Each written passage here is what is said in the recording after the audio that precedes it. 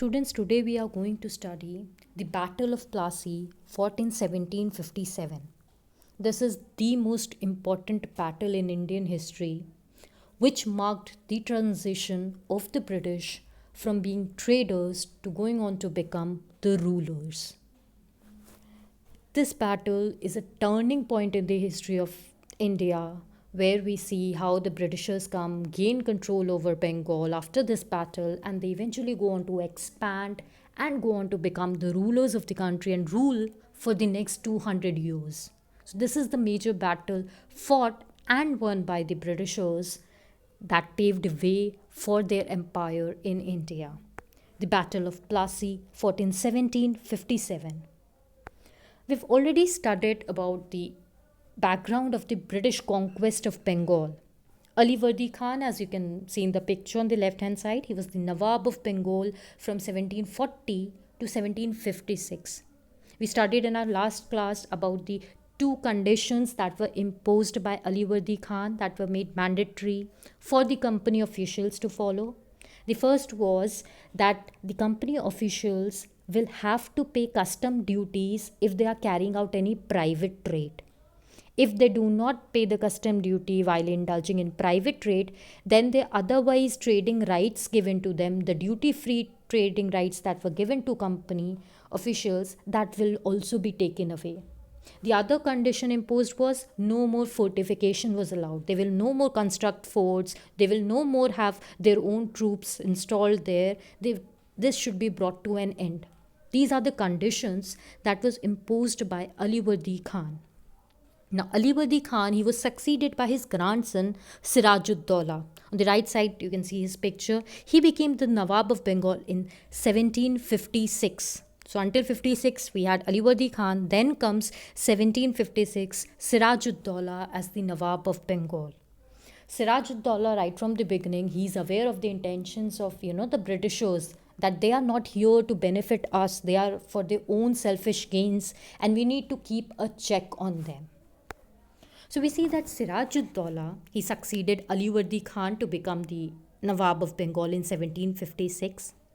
He was, very cautious of the Britishers, so he ordered Britishers to pay taxes to him, but the Britishers refused. He asked the Britishers to remove their fortifications from Calcutta, but again the Britishers refused. So Sirajud-Dowla finally, he goes on to send his troops, his soldiers, and he goes on to occupy the company's factories at Fort William in June 1756. In 1756 only he becomes the ruler, and he asks them to pay taxes, to remove fortifications. They don't do. So he sends his army where? To Fort Williams to remove what? The company's factories from there. We've already studied when we were talking about the East India Company, its arrival, that they used to establish their trading settlements. In Bengal, they had established this Fort William as their trading establishment, where, their factories will be set up and they'll be carrying out trade and all. So Sirajud-Dowla attacks the company's factories at Fort Williams in June 1756. But what happens and he defeats them. He takes control over them. He occupies that portion. But in January, the next year, 1757, Britishers, they come back under the leadership of Robert Clive, and they reconquer Calcutta and they take back their trading rights. So in January 1757, the Britishers make a comeback and they reconquer back Calcutta, their factories at Fort William, and they take back their trading rights. Now, Britishers, they now planned to replace Sirajud-Dowla as the Nawab of Bengal. They were aware that this ruler is hostile to us, he's not friendly, he will not help us, and it's good to remove him. So they wanted to replace Sirajud-Dowla and install a puppet Nawab. What do you mean by puppet Nawab? Puppet is someone who works under your control. Katputli, whose strings are attached to the owner who will control them. So they wanted a Nawab of Bengal who will work as per to what the Britishers say. He will be working under their influence. So they wanted a Nawab who will work under their control. So they wanted to install a puppet Nawab instead of Sirajud-Dowla. Now we see that Mir Jafar. Who was Mir Jafar? He was the commander-in-chief of the Nawab's forces. The Nawab, who is the Nawab here? Sirajud-Dowla. His army, his entire army, it is under the control of the commander-in-chief, Mir Jafar. So the Britishers, they plan a conspiracy with Mir Jafar, who is the commander in chief of the Nawab's forces. British promise Mir Jafar, they make a plan. They say that we will make you the help you to become the Nawab of Bengal. Let us remove Siraj-ud-Dawla and make you the Nawab of Bengal. In return, you give us money. In return, you give us trading privileges. And in return, we will help you to become the ruler of Bengal. So Mir Jafar becomes a part of this plan. The Britishers, then what they do? They present a set of demands to the Nawab, Siraj-ud-Dawla. They go on to Siraj-ud-Dawla, present him a treaty. Okay, these are the demands that we want you to accept. Otherwise, let's face a war. So, but Siraj-ud-Dawla, refuses to accept these demands, which were given in a secret treaty, and which eventually, leads to war between British under Robert Clive and Siraj-ud-Dawla, the Nawab of Bengal. You can have a look in the picture. Robert Clive, he is the person who will represent the British forces in the Battle of Plassey.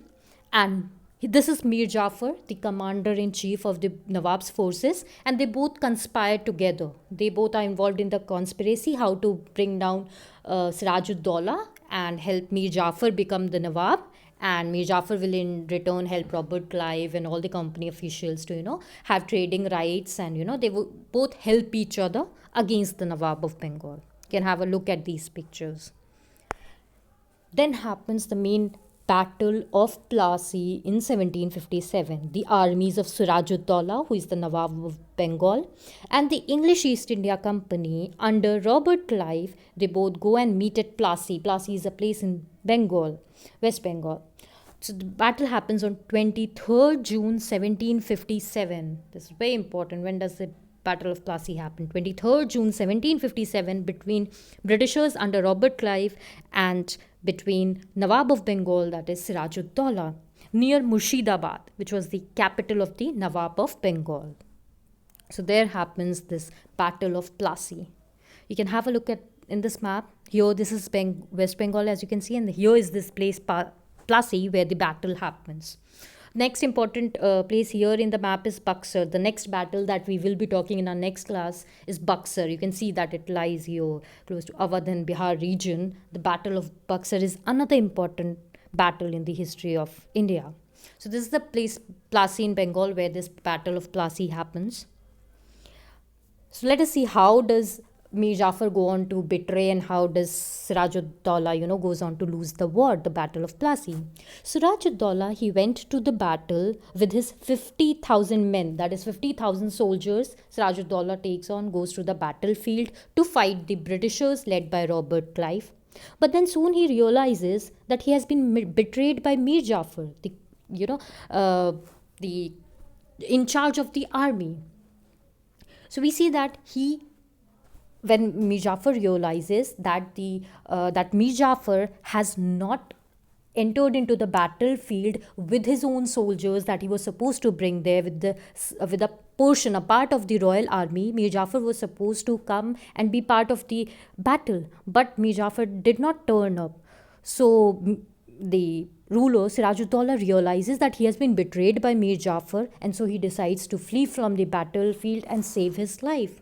A large part of the Nawab's army, which was loyal to Mir Jafar and was supposed to join him in the battle, it did not take part in the battle. Jagat Seth, he was another, the richest banker of Bengal. He also, goes on to become a part of the conspiracy, and he refused to help the Nawab. Okay, again, come back. Yeah.